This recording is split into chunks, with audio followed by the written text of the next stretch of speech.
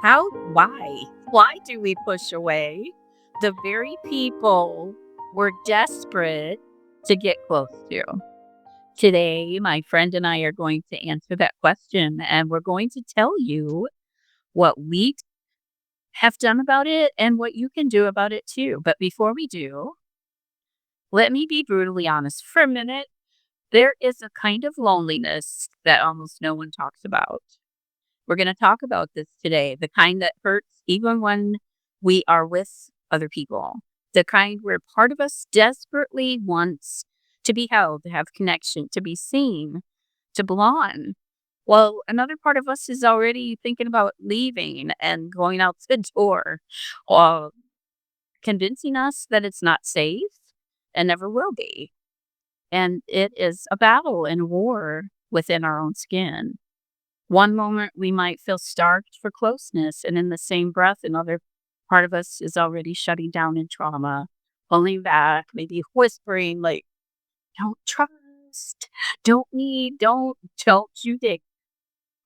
I experienced that recently, and this episode might be a little bit uncomfortable, but it might also be the first time you hear your own experience spoken out loud. So, welcome to Arise and Shine podcast. I'm Sharri Burggraaf, and here with me today is my friend Cashell. Welcome, Cashell. Thank you, Sherry. It's so good to see you. So good to see you. We talked on the phone earlier today, and we talked about a lot of things. But have you ever felt that loneliness that I mentioned? Knowing you want to reach out, uh, and then maybe like as if some force is holding you back, even if that force is yourself. Have you ever felt that? So many times. Uh, and it's, sorry, I'm gonna take a breath so that I don't, I'm in awe and can be articulate. But absolutely, felt that so many times with so many different people, especially, you know, even in long-term relationships or just new relationships. And I haven't been able to determine what it is necessarily about me in the sense of it varies with each relationship, right? Whether I don't feel worthy enough to be in the relationship or am I trying too hard? Am I being authentic? Those kinds of things. It's there's just a variety of reasons why uh, there is that loneliness in relationships, from what I understand, and it's even difficult right now for me.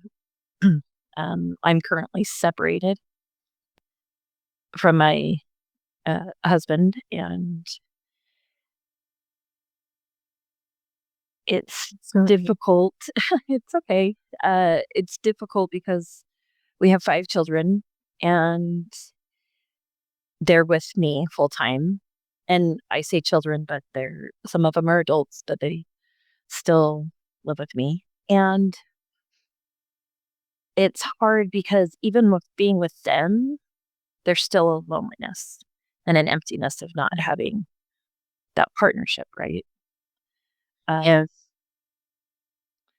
Yeah, there's a So different relationship with children and with adults. I mean, there's a difference for me too, like with a girlfriend like you, for instance, versus my husband. I mean, I'm gonna be different around you than I am around my husband.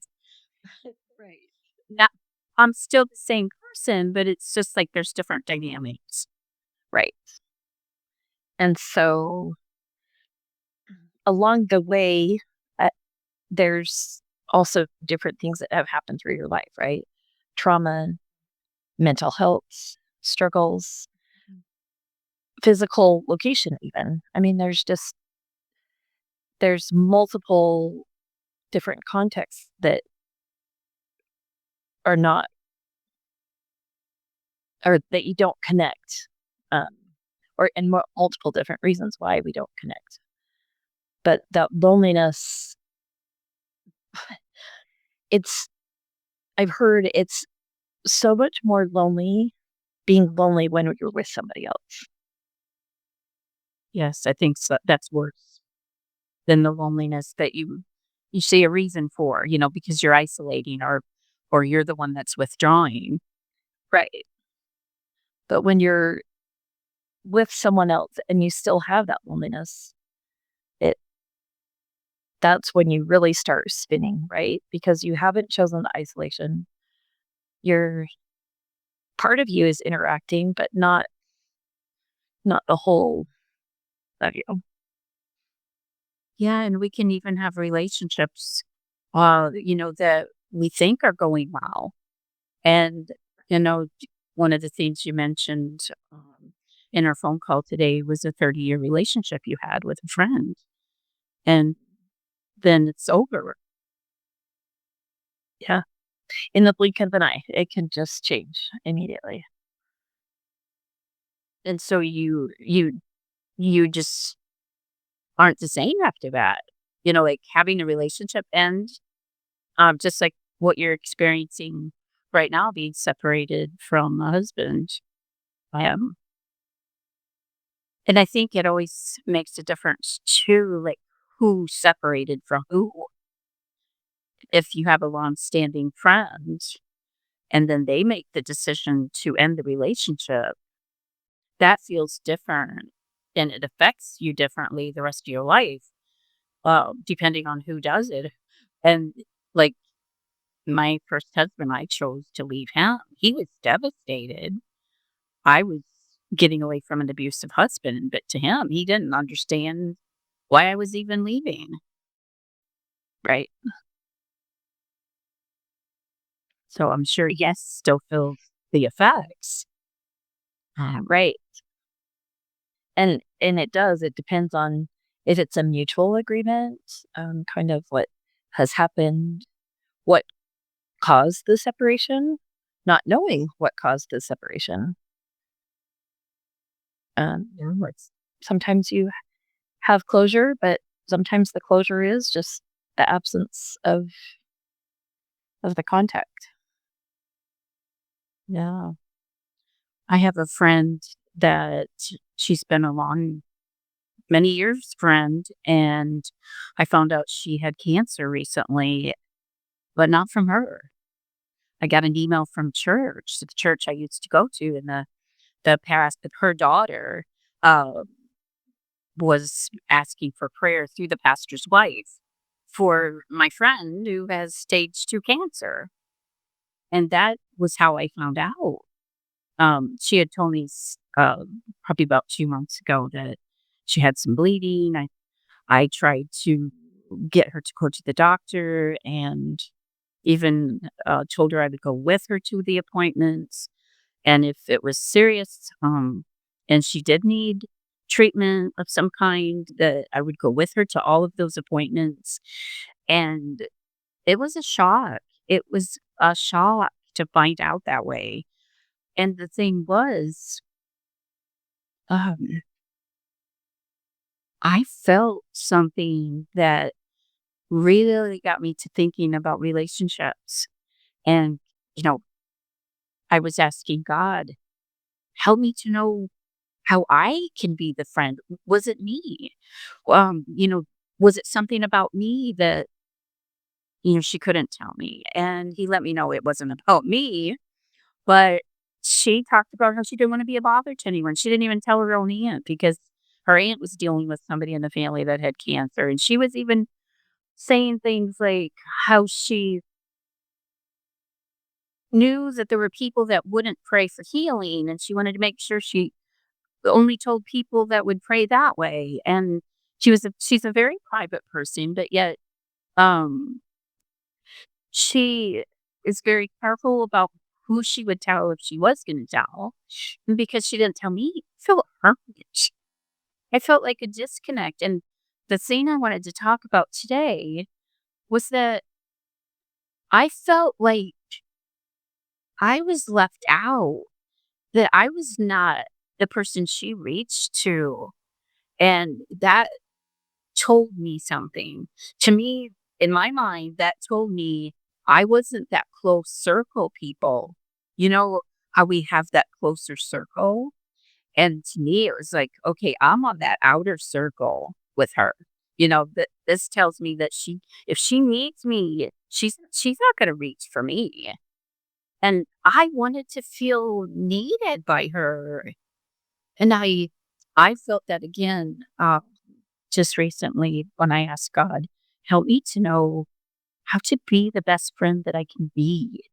And I knew that the person I was going to reach out to, she was a friend, had been really struggling, and I've talked with her and stuff, but I needed something, and I reached out to her, and even though she's struggling in her feeling needed, that gave her purpose. She said that that gave her purpose. So there's really something about when we try to keep from being a burden, or we think we're going to be too much, or whatever the stinking thing is. I think that really is something that, we all struggle with to keep from being a burden to other people. What do you think of that? I mean, have you struggled with that? Yeah, I actually agree with that, and it's interesting because I've had that many times where on both sides, right? I don't want to reach out to people because I don't want to be that burden. I don't want to overwhelm people, um, or be too much or be that burden. And then I felt what you felt in that. Well, why didn't you reach out to me, or not even reach out, but uh, at least share that information with me so that I could help. And At least share that. right. Um and and that service, right? Being needed and finding out that you're not needed is lonely. Or even if you've felt like you have been helpful to someone and realize that it wasn't helpful to them at all. That's hard. That's really difficult to think that you're doing something helpful, but it's not. So, and Yeah. in our And when conversation I earlier, go ahead. oh, it just reminded me in our conversation earlier how we were talking about how it that connection when you are vulnerable and you open up to allow that person to feel needed in your time of need, if you want to say it that way, but or help out when things get difficult because you do find yourself really alone sometimes in things. And I mean, that goes back to my December and my January, just feeling very isolated and alone during the holidays, being separated, not having, I don't have family connections. Uh, I have friends. However, they have their families and then they have their, and so it gets very lonely and isolating in that sense. And so that's a struggle. But Yeah. When you mentioned like how lonely it is, and why didn't this person share?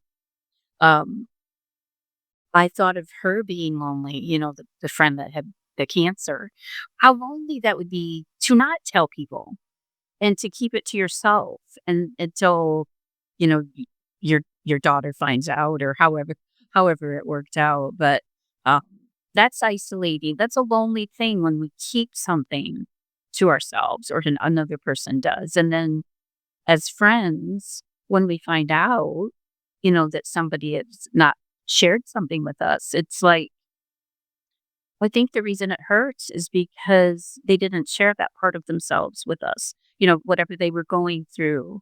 and struggling with. Because there's something about sharing with each other that creates connection. Right. And it's interesting when you say that because it makes me think of trauma bonding, right? So there's a difference between trauma bonding and then opening of it, being vulnerable with each other when somebody it has something big going on like cancer or even something little. It doesn't even matter, but opening up and being able to support each other and just get through it.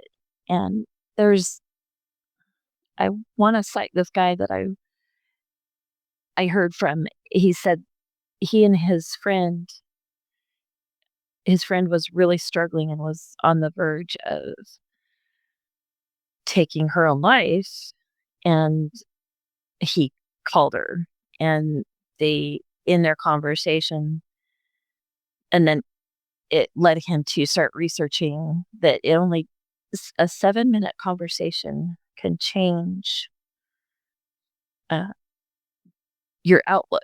If you have one or two trusted people, just that connection of 7 minutes and that person knowing that you're not okay can help you get through that. I was hoping that you would mention the 7 minute feeling better. That was actually my next question. Oh, when we talked earlier today, it's like when you mentioned that, like if a person reaches out to somebody in their loneliness and they start talking and sharing in 7 minutes, that 7 minute mark, can make a difference between life and death if they are feeling suicidal or depressed. And that breaks through the loneliness. It really does. If a person can share what's on their heart, what's on their heavy on their minds. Um, and I think that's why it was so devastating to me that my friend didn't share that she had stage 2 cancer. Because it's like it's like I'll do a visual with this because this is what it's like. It's like she's like back like this. Like, you're my friend as long as things are going well and everything, but I'm not gonna share this with you, like, this is when I step back. That's what it felt like, and I think that when we reach out with grab the phone, even if it's just a text, "I'm lonely. I need I need you." Like, that is, like, where we break through all of the stuff that we're doing to keep from being a burden and whatever, and we make that phone call or whatever, and then it's like we're actually reaching through the the junk that we carry, like, and we're doing the opposite of what we feel like, you know, if we're depressed or sad or lonely. Uh, in DBT, they call it opposite action. You actually do the opposite of what you feel. Right. Right. And as you're talking, I was it it actually sparked a memory because I had a friend I mean 25 years ago at this point who she had had cancer and recovered from it, and I wasn't we weren't friends at the time that she had the cancer, and then we went through um time together, got close, and we're good friends, and then I got married, and shortly after I got or actually, she had gone, the cancer had come back right before I got married, and she didn't wanna tell me that, um, because she didn't wanna ruin, you know, the happy time in my life, and I didn't even find out until 6 months after I got married when she was in the end stages where, uh, and so, yeah, it, it, it's bringing back that memory of what you're saying is like, well, why didn't you tell me?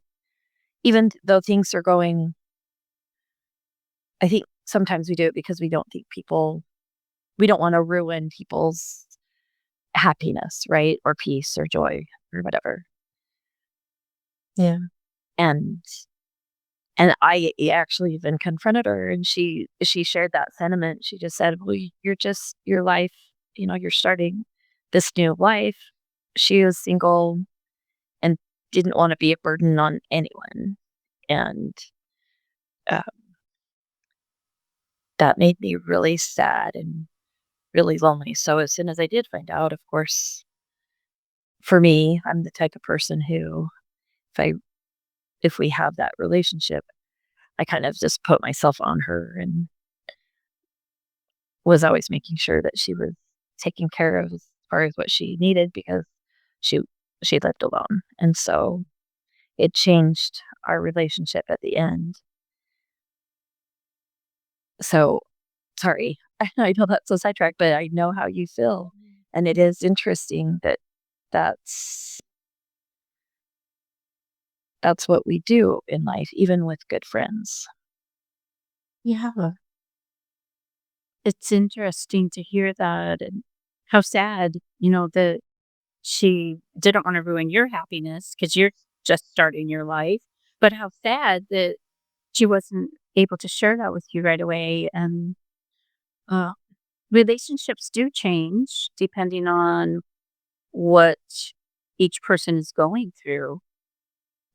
I think of like somebody that needs 24/7 care, and sometimes we decide to take that on, but sometimes our friends don't want us to do that. They don't want to be a burden and they don't want to, but it does change the relationship because they're going through whatever. Right. Right. And it's not that they made that choice, but Yeah. so some relationships end uh, when there's somebody that has cancer. I know some people that their husband left them, or the husband had cancer, and the wife helped him through it, and then she got cancer, and then he wanted to leave her after he was all better. I mean, it's just, but how sad, the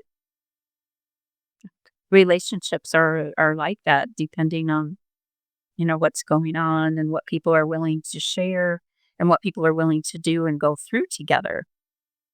And experience and yeah, I mean, there's I have several different things that are popping up to me. I will say, um, previously I did have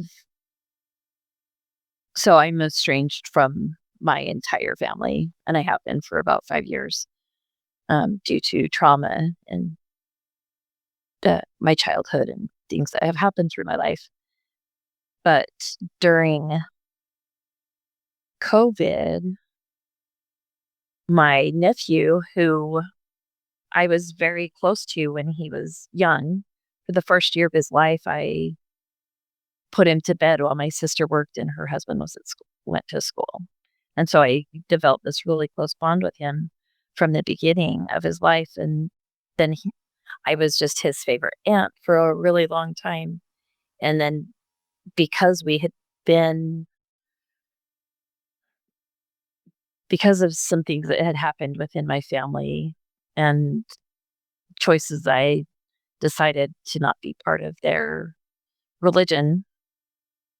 Um, my sister called me the night before my nephew got married and said, "Oh, hey, by the way, we're having a drive-through reception.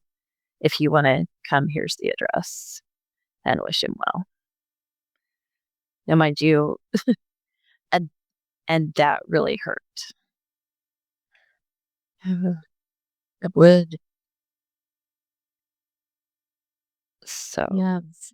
family stuff can really being estranged, being isolated from them, whether they choose to do it or we do, can really make a person feel lonely and all of those things that you just mentioned that are very hurtful. Yeah. And so, yeah, it was interesting because in my mind, for me, it's hurtful to not be included in that sense. And it's a little bit different in when somebody's in need and needs something from you. Sorry, I'm trying to collect my thoughts on how I'm going about this, but in my mind, how many times have I done that to other people who maybe they needed the same from me and didn't feel needed by me because I held back and didn't choose to share what I was going through or what I needed. So, Same here. I know I've heard people uh, by doing what I needed to do for my own healing, um, setting boundaries, it's different things. And, from my own wounding, um, I really truly believe that hurt people, and don't we don't necessarily mean to that. Maybe it was not our intent, but we do it, right. and there's um, like in every relationship, there's rupture. There's hopefully then repay her, uh, but um, being present as much as we can with other people, and there's going to be conflict in any relationship, and hopefully there's enough communication so that then the relationship can continue. Um, because conflict, which we all have conflict, I think we're all afraid of another person getting angry at us, for instance. And so sometimes we'll do things to avoid them getting angry or avoid the conflict. And I, we're all guilty of that. And, we all need to give each other grace. But it's like, how often is that happening? And, what is the reason behind it? And that's why it's important to communicate, um, what's going on to each other. Yeah, absolutely. And it's interesting because as you were talking, it was reminding me of a conversation that I was having the other day. And I'm going to bring God into this a little bit because it, I went to, when I pull back, and I feel like I say that I'm an uh, extroverted introvert, right? So people that I am close to, I can yammer away with. People that I just meet, not so much. I kind of just sit back and I mean, it varies, but most of the time, especially in big groups, I kind of just pull back and don't engage a lot. However, and so I was just so that brings me to when I isolate, I'm not very authentic. I don't live my authentic self because I'm not reaching out to those people that I'm close to. And I'm not. And and now there is some self-preservation with that, but there's also you can you can overextend the isolation, right? There's times where you need recovery, but recovery and isolation are different. And so, I was talking to my friend and just had said, I hadn't really I haven't really felt God very much lately, and I was wondering why. And part of it was because I'm not being my authentic self and allowing people to understand my my battle and my conflict with God, you know, instead of just saying, "Yeah, it's I'm right there lockstep with what my what I am supposed to be doing for myself and my family." And there's just been a lot of confusion. And so and I've shut God out because that's for me what I am healing from. I'm figuring that out. Had a lot of religious trauma, and so recovering and healing from God issues and finding and figuring out that being authentic with my real friends, they understand that battle and they're there to support me in that loneliness because when you do have that separation for me, when I do have that separation from God, it's even lonelier. And so that's where I need human interaction and real human, that interaction with a human outside my children. So, Yeah. You bring up a really good point. The separation that we can feel from God that can be so big and overwhelming. And there's times that, we can feel angry at God when there's certain things going on. Like I think of you with being estranged from your husband and, the different traumas that, you and I have had. And God can feel like he's left, like, and we can feel lonely, like, where are you, God? And there's times we're close to God and he speaks to us. There's times where we cry out to him and he seems silent. And that is such a lonely feeling. And whether it's us that, have kind of, like isolated ourselves from him, or he's just allowing us to go through a time of where he's restoring us, strengthening us, whatever the thing is.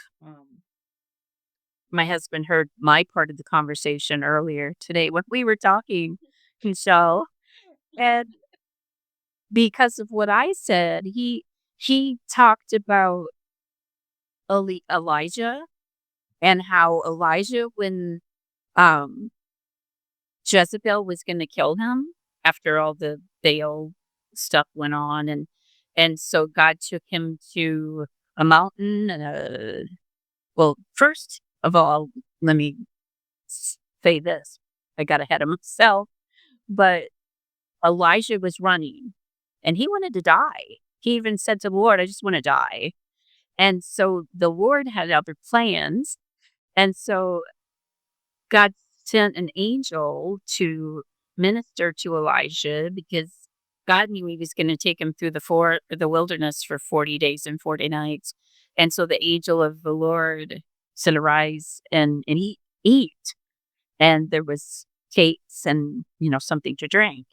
And so Elijah, still probably wanted to die, but, and, so then the angel took care of him. And then the Lord had always spoken to him because he's a prophet, and he took him to this mountain, and God was not in the mountain. This is the specific words it says in the Bible. And he took him through an earthquake, and God was not in the earthquake.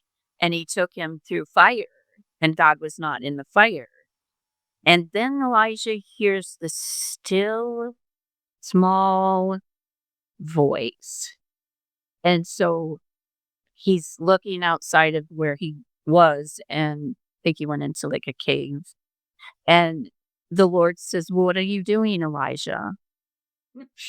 And so the Lord use that still small voice, and prior to him hearing him in a soft way, here God was strengthening not only Elijah with this food that he was going to need to go on this trek, but he was also working in all of the lives of these people that he was going to do stuff with. And so when he told me that, I was just like, wow.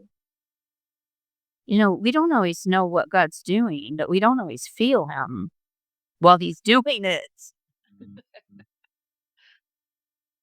So true. So true. That's yeah, that's powerful.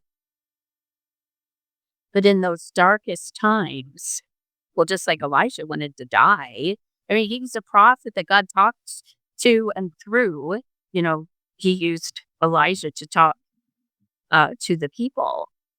And he of all people, he just wanted to die because he was on the run, and uh, Jezebel was wanting him killed the next day. And so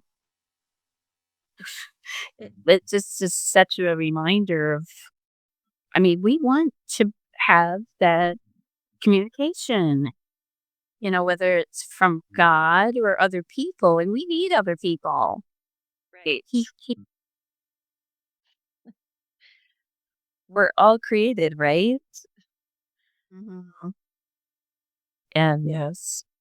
and that's I mean, relationships, that's one thing that for me, my entire life is relationships are what's important. And I'm sure the people that I'm estranged from would say much differently. However, the importance for me is that you can work through the issues, right? If you just shut people down and shut people out, how do you develop and grow? And if you and I kind of feel like that's how you find your people is for me, that's a huge value I have. If there is conflict, if there is disagreement or misunderstanding, have different perspectives, different opinions, talking through that and working through it, not to say that you have to even eventually come to the same understanding of it, but you understand that each other has their own understanding and grow from that. Mhm. Yeah, sometimes we have to find the people that become like our family. When there's, especially when there's like trauma and religion. Boy, when you put those two things together, it's because religion is not about relationship, and religion teaches us rules and have tos, and uh, relationship, whether it's with God or with other people, is so different than, all the dysfunctional, rigid, strict, strictness that can be in families and um, in churches. Right.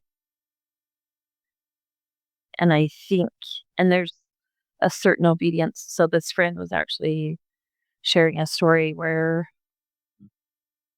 because we were talking about how if God reveals something to you in your personal revelation, right, and your understanding, say you and I have the same question, but he answers you differently than he answers me.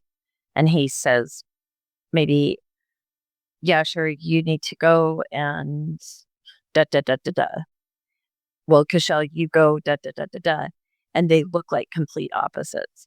How do you connect on that and say and agree, right? And reconcile with each other? Well, I understand that when you build those relationships with each other, we understand that, yes, we are separate people. So we are going to have a different understanding and we're going to have a different purpose. Now, we don't necessarily know how that comes back together,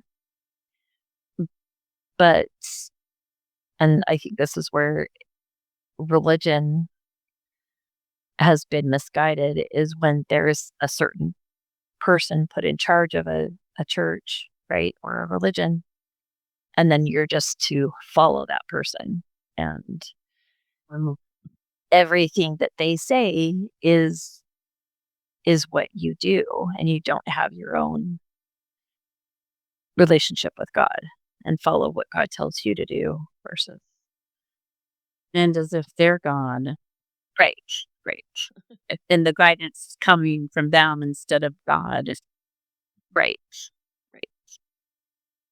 Yeah, it's more like a dictatorship. It's instead of a, because and how did we not put that off onto God, when we've had that, like, I know I've had fears, like not so much anymore, but in the past where it's like, is God like this?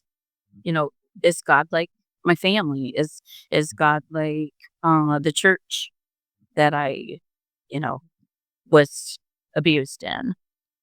And it does reflect onto how we feel about God until we get to know Him Right.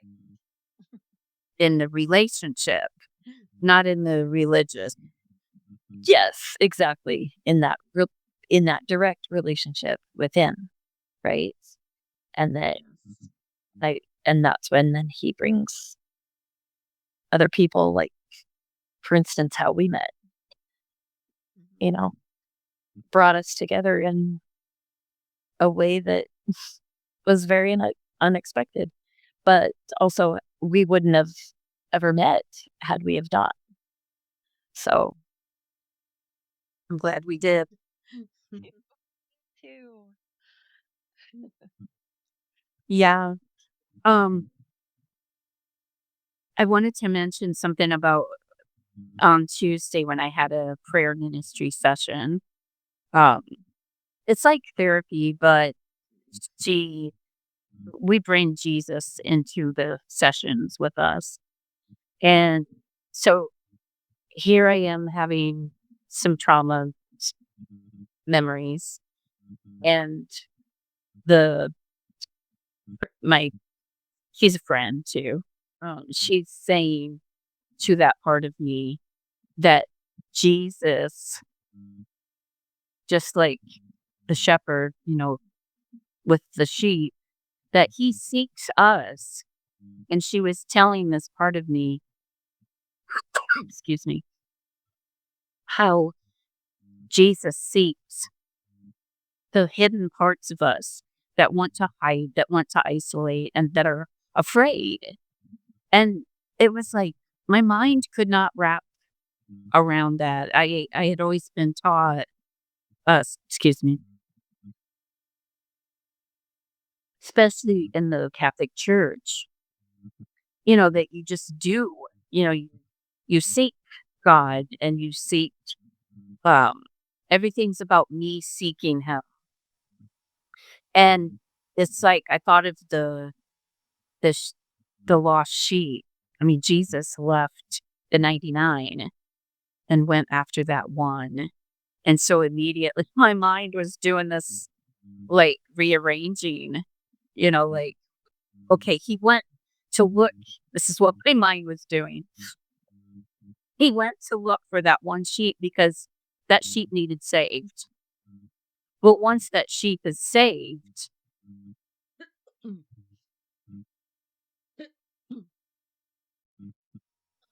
so once that sheep is saved, it's like there's no longer Jesus seeking. It's like, okay, then he leaves me alone. That's how I was trained to think. And so it's like, wait a minute,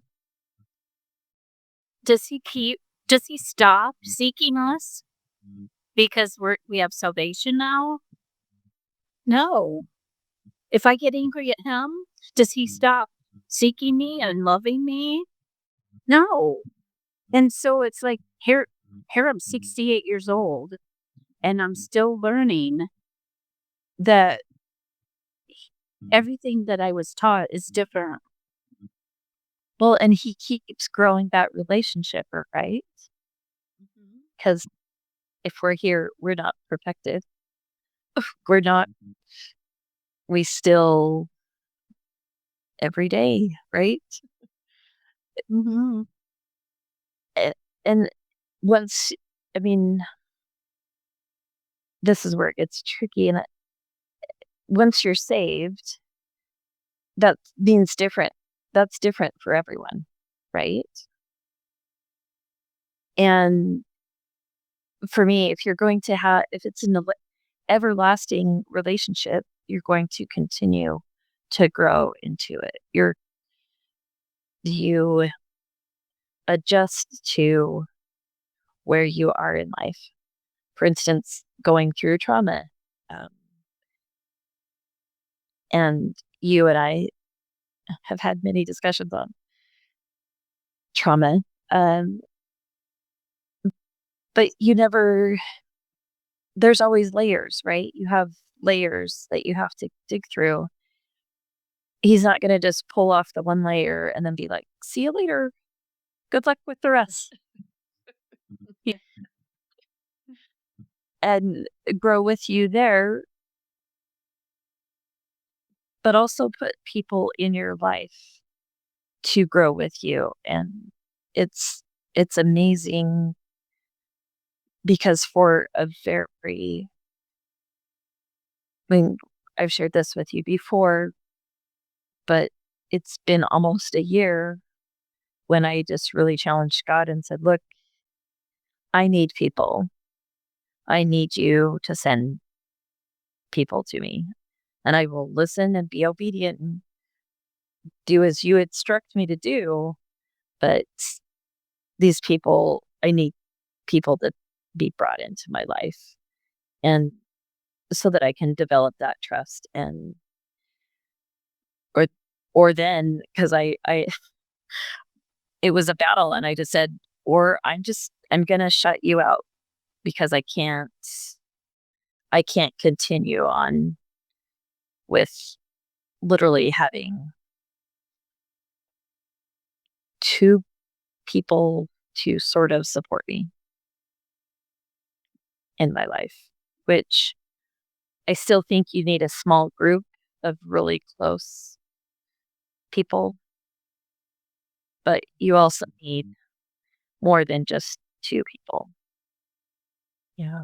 There's times when we need more people to support us through it. And I really don't believe that God thinks that we need to do it on our own. We have him, but it's like it's a process, like you said. We can have salvation, but it's a process in that relationship with him. And when there's trauma, it's a process in healing the different layers of the trauma. And it's kind of like getting spiritual surgery. And he doesn't just like do this surgery and voila, you're on your own now, and you're going to be better, and you're just left bleeding without the healing of the. It doesn't work that way. Yes. There's no, what do you call that, like recovery uh in the ICU. Right. It's like, oh, you're on your own, get out the door. But yeah, it's a process, and it's an everlasting process. And so we do need other people. Um and we need God's love. But other people can show us God's love. Right. And there is one person in my life that we don't see eye to eye uh, on. She doesn't understand my religious trauma, and she's part of she still attends the church that I have a lot of religious trauma from. And she doesn't understand. She was really nervous to talk to me, after I left the organization. She was very nervous to talk to me about whether or not I would be open to understanding her God and things like that, because there was a time frame where I just said, I'm not willing to talk about God. I don't even know that I believe in God anymore." And we've slowly developed a a new relationship, and she understands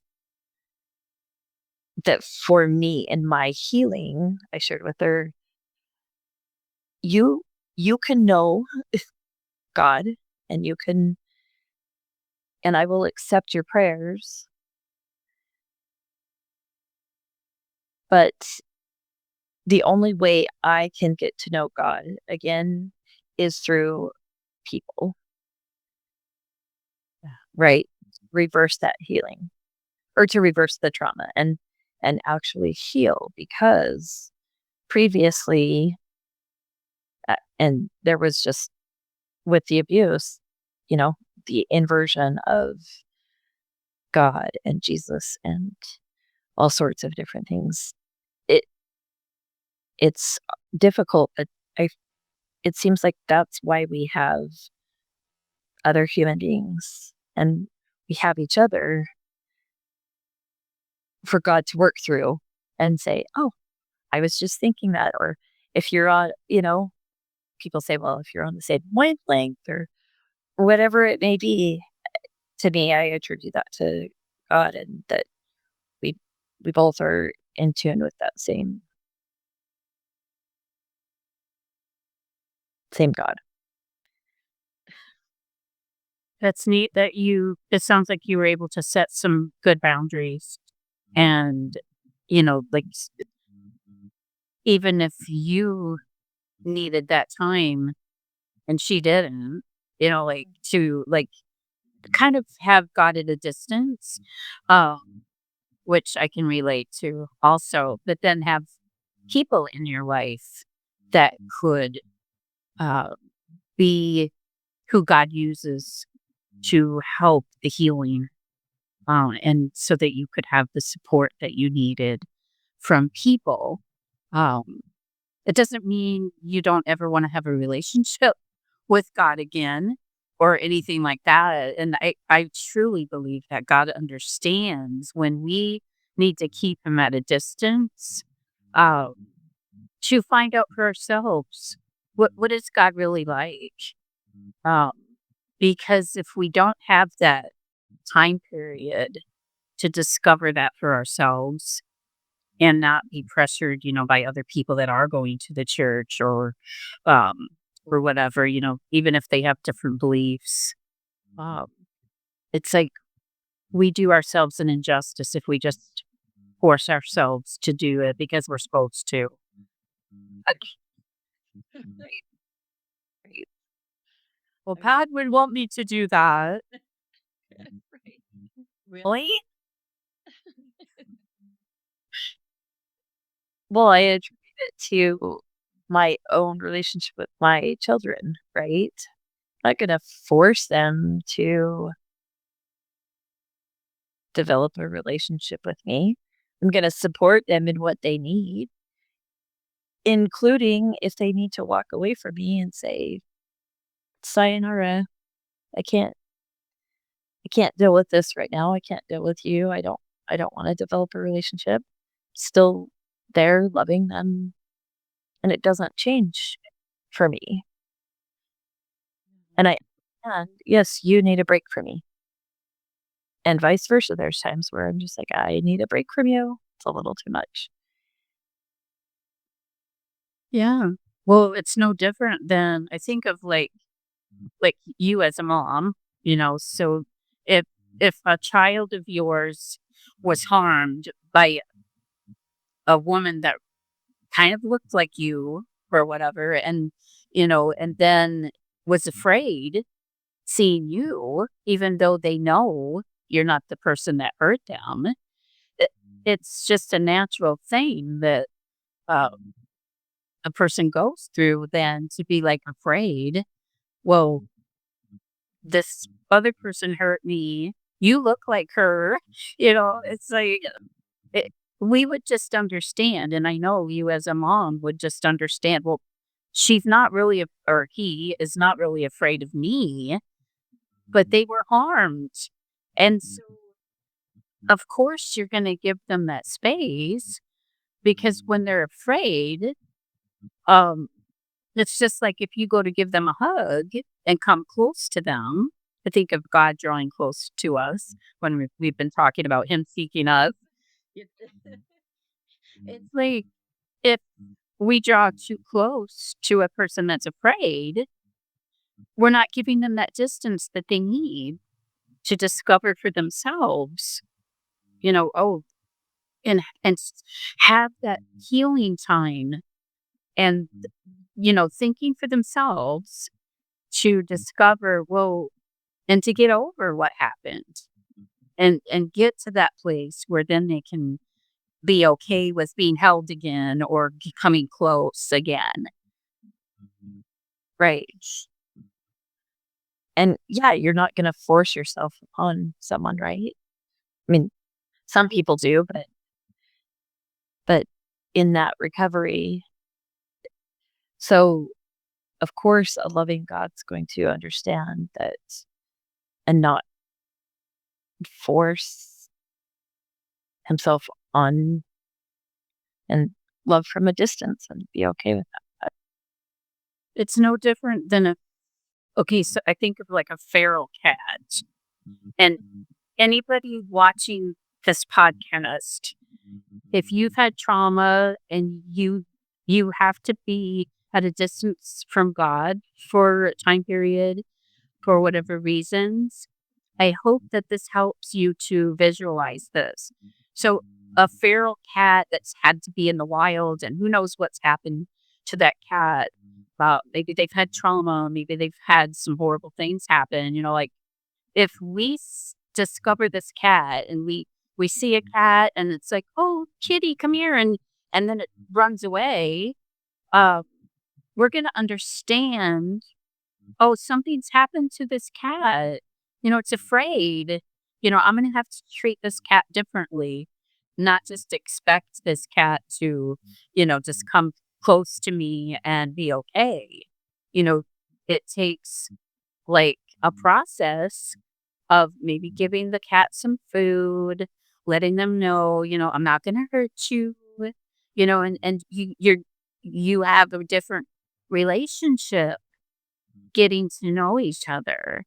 And it's no different with God. God understands way more than human beings can, like that if we'd had any kind of trauma and abuse, uh he just like we might love that kitty and want that cat to be ours and like, oh, look at this cute little cat. It's so sweet.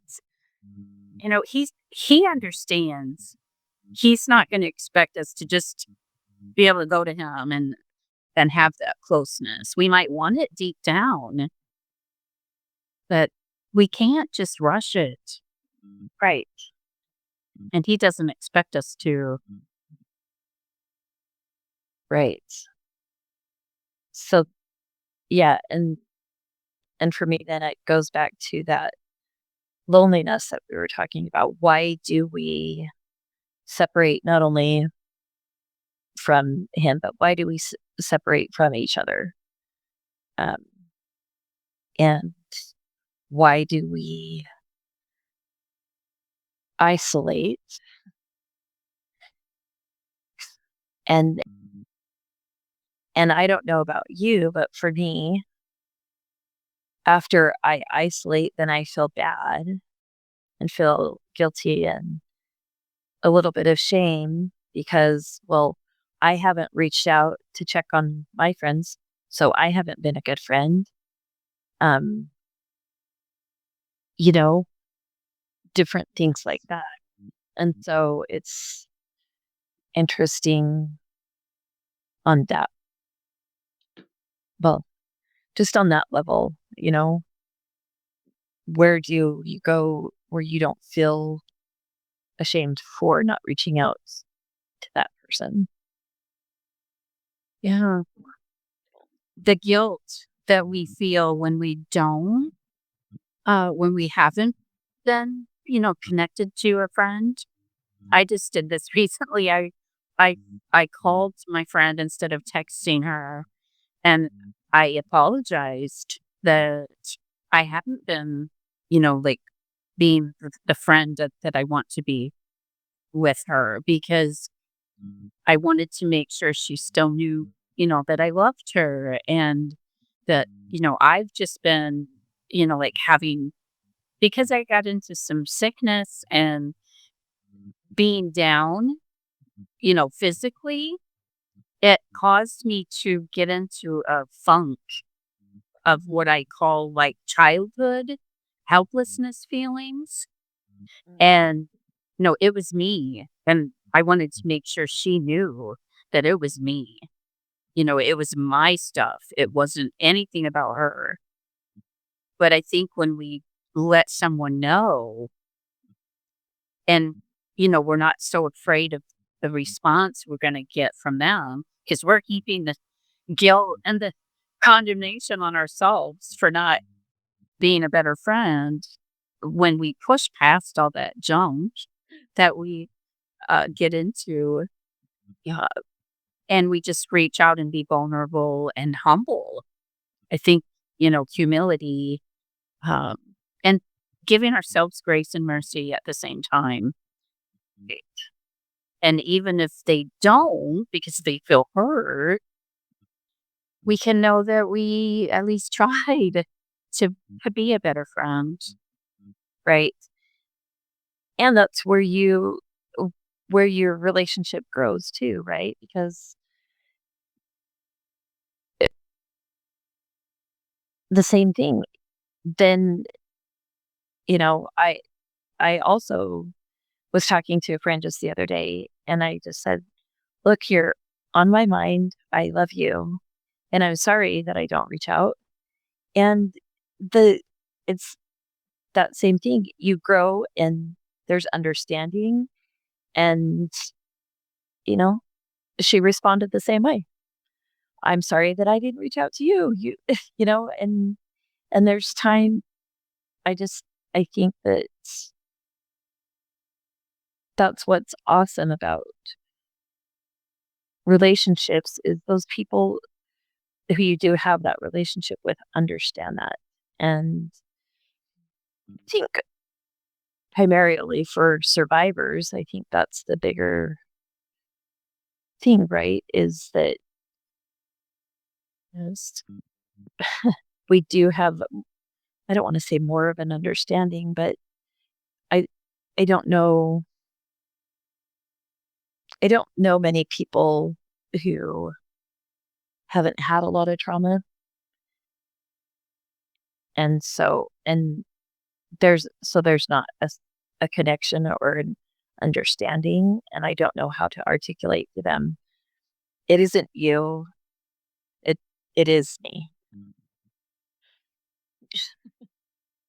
Yeah, it's I think it's easier when you have relationships with people that have had any kind of trauma, because, and especially the people that are working on their recovery, and they maybe have triggers, times of PTSD and depression, anxiety, those types of things. And then when you can share with them, well, you know what, I had some stuff, big stuff come up as far as, like, my emotions and past trauma, and I really needed to take the time, to spend, you know, in my healing, because it really threw me for a loop this week or whatever.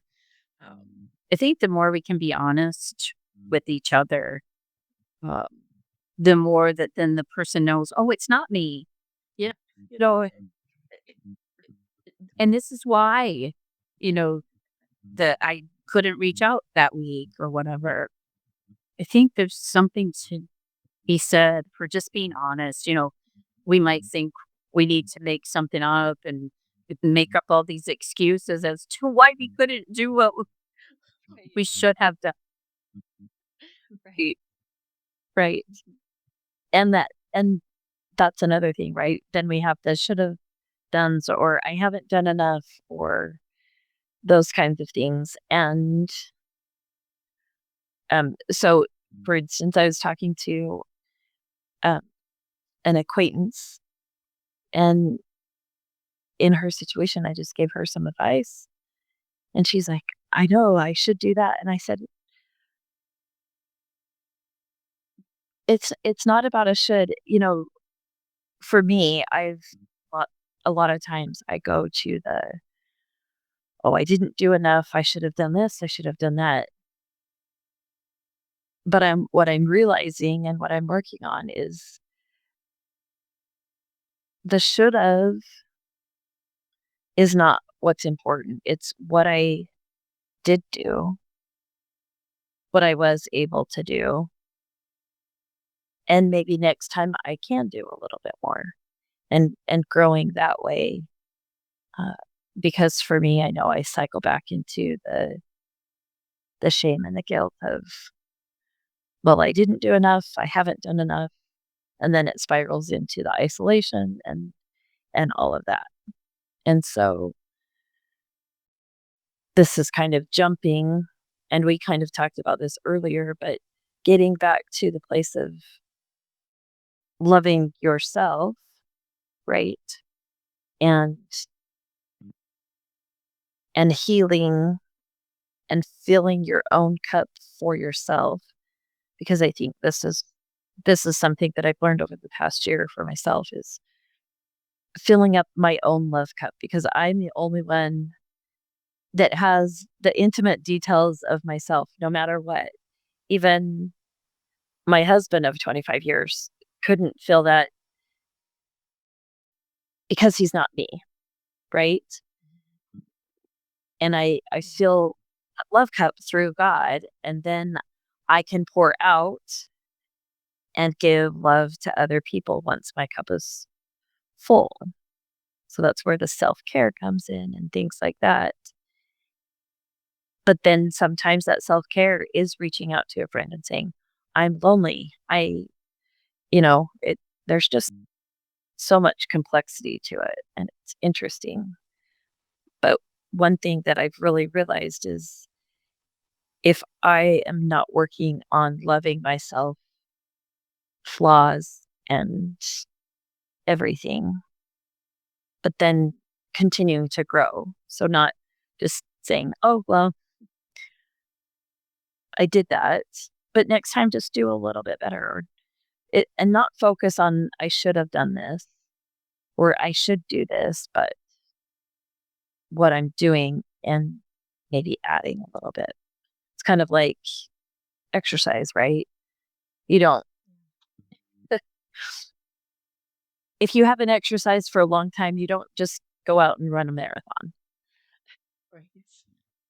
Go to the gym for 3 hours and you gradually put yourself back into that routine. And it's similar to with God for me. Anyway. Yeah, I think when we use the word should, uh, it's almost like we're heaping shame on ourselves. Like, you should have done this. Shame on you. You didn't. And it doesn't really help us to do that. And I like that you said, like focus on what we did do. And um, the love cup, I love that. Um, it's like we do need to give ourselves love and also to get it from God.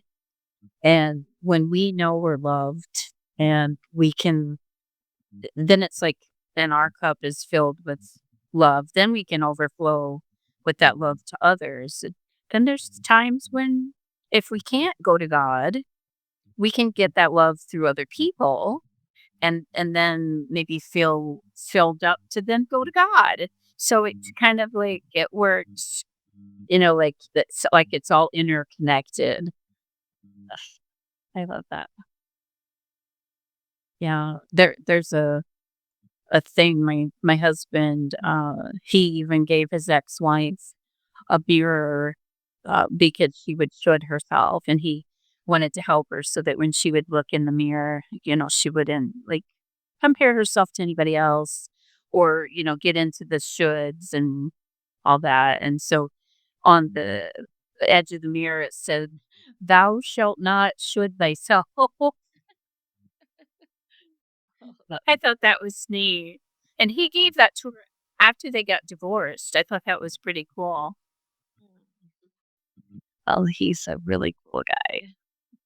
He is. He's got a lot of love in him. Um, Speaking of him, today I had a trigger and I had a little part come out that was like afraid of him and said, "Don't get too close." And, of course, all he sees is this adult me. And, he's used to having parts come out. But so then he left and went into the other room so that he wouldn't, cause me any problems. So that's how he feels sometimes is he doesn't want to cause me any problems.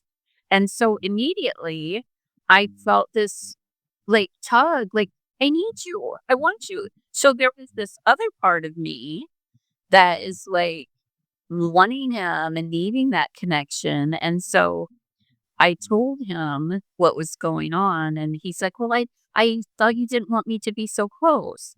And I'm like, "Yeah, but another part of me wants to have you close."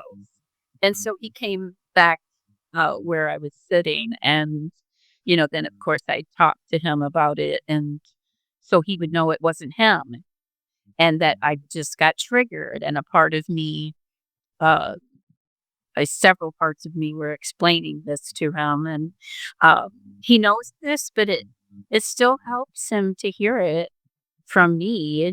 That I was triggered, and there's that battle that we talked about when we first started. Like it's like where we want connection, but yet there's a part of us that d- can't or whatever for whatever reason. And years ago, I haven't thought about this for a long time, but I felt this in the past when I first started my recovery journey. It's kind of like hold me, but don't touch me both at once. Because, and I think this is true for any person, even if they don't have DID like I do. And because it's like we can have the simultaneous feelings even if it's not distinct parts of us. Like Right. the it is confusing. And so how do we in our relationships, how do we fulfill have you ever felt that, Michelle? Like what I was just describing? Yeah, yes, it is, and I have. And it's interesting because it seems like, and you talk about DID, and there's that split, right? And you're not completely in either identity, if you wanna say that. Right. And and so it gets really confusing because which part of me wants to be loved and hugged and which part of me doesn't wanna be touched at all. And how can I hold simultaneously these 2 things because it doesn't make sense. And and so, yeah, I have had that before, but I've not ever been able to identify it or explain it or and so for me, it's always been the overriding factor of just don't touch me. I'm gonna turn away. I'm gonna do something to push you away um, so that you're not touching me and that you don't want to touch me even, right? But then deep inside, I'm dying for that comfort um Mhm. and that touch and that healing and that closeness. Yeah, that's so true. The ache inside of us feels like if we don't have that, we're gonna die because we need to have connection. The attachment wounding, that happens with trauma.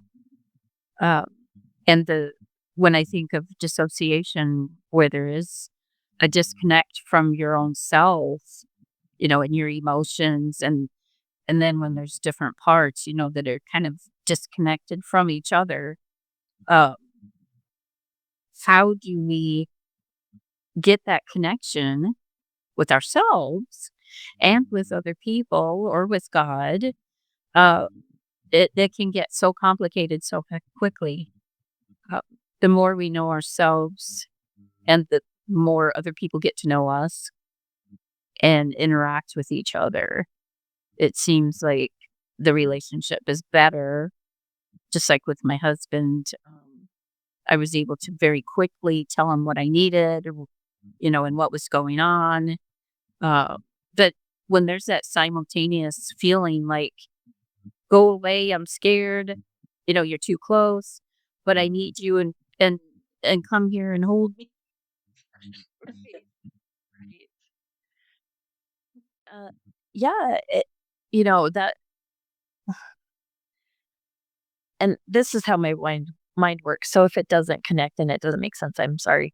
I have a son who is disabled, and there's times where he gets really, and he's nonverbal. There's times where I can tell that he needs touch, and he has the same reaction, though. He doesn't want to be touched. Um, and it's interesting because we've gotten into a little routine again where I scratch his back um, for him to go to sleep. And it's almost now a routine for him where if I'm not scratching his back, he can't fall asleep. And it's kind of sweet. It's sweet. Yeah, kind of That's sweet.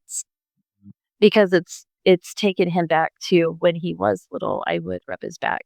He would allow me to rub his back, but unfortunately, he's had quite a bit of trauma himself, and so to be able to touch him again in that way is really, really amazing, and that he's been able to heal a little bit, but there are times where he will turn away from me, and I know that he doesn't, like, he doesn't want me to scratch his back just then, so it's Yeah, that's awesome how you are able to connect with him in those ways and that, you have that again. And I think of the relationship building and the growth you had to go through as he, has processed trauma and how it was for you and for him, to be able to, communicate with you in ways. I know some of the ways that you have shared with me, that he communicates like through the movies and it's just neat how you have built that with him and found ways to communicate that, in a relationship without that, you just take the things for granted that you just talk to each other but you have a very unique situation where you have this awesome relationship with him and him with you. And because you've taken the time to get to know him and the way he communicates. And I think that's a beautiful example, Cashell, because the very thing that we're talking about, the relationship with him is important enough to you that you have done that. Um, I think that says a lot about your relationship building skills and how determined you are in a relationship that's important to you, to get to know someone in whatever ways that it would take. Thank you. I I know a lot of people that would disagree with you on that one, but Well, that's maybe okay. they just didn't have the communication that they needed. Well, I yeah, or the patience or The the patience, yeah. wanting to grow with me. So, um, but yeah, I appreciate that. Thank you for saying that. That's very sweet. That's a huge compliment and a huge boost for me because that's one of the things that I, I don't I don't know another reason for living other than connecting with people and being there with people. Yeah. It gives us a reason to live. Yeah, it does. It really does. And I think of moms, like, especially they have the mom guilt, am I doing a good enough job? And, you know, am I doing enough? Just all of those things. Uh, and we do that with other relationships too. But there's a special bond with a mom and a child. And with the bonding that we can have with any person in any relationship, depending on the relationship, it can be as close as an intimate relationship with a husband or a wife or, a mother child relationship or a, a, a girlfriend, so like us. Uh, and each relationship has a different beauty to it. It's kind of like doing a dance with another person, like keeping in sync with them and letting them lead. Then you take a turn and lead, when you talk to each other. And I think of a relationship like a dance. Um, and you might even be dancing to different music. you know, I That's so beautiful because and it's true. It is. And it can be a beautiful dance. I mean, that's hopefully it is a beautiful dance. Whether it's I don't know if you ever watched Seinfeld, but I've been recently rewatching Seinfeld and there's a character yeah. on there there's a character on there, Elaine, and it's called the Elaine dance, and she just does this funky, weird dance where people make fun of her. And so when you said that, it's you know, she's dancing differently than other people, but it's her and it's quirky and but I do love that it is relationships are a dance. And Yeah.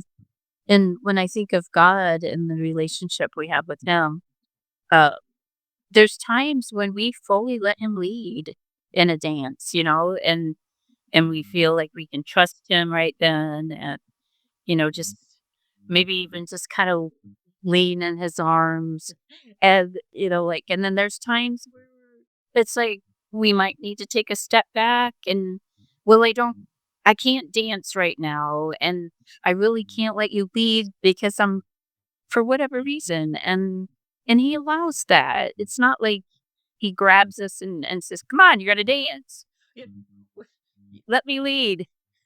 He's not forceful. He